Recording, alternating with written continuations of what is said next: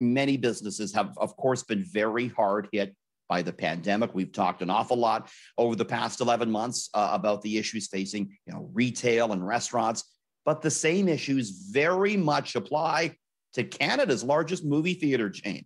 The numbers certainly aren't pretty. Just last week, Cineplex reported a fourth quarter loss of $230 million, with some of Hollywood's biggest movies now debuting on streaming services.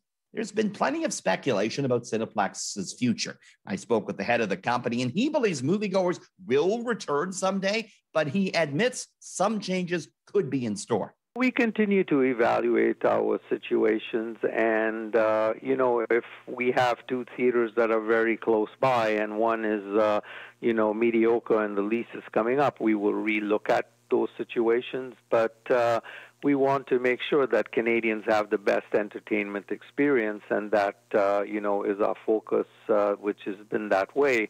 And we've been entertaining Canadians for 100 years, so I'm sure we will get through this and we will be stronger on the other side.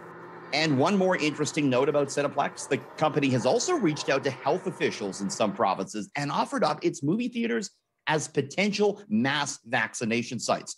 We'll be watching closely to see if and how that plays out. And next, have you noticed some changes to your Facebook feed as of late? The social media giant is tweaking what type of content Canadians will be seeing. More specifically, Facebook is trying to lower the amount of political posts we see.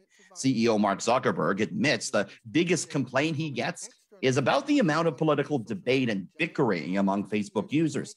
The company is now using an artificial intelligence system to help it weed out unwanted posts.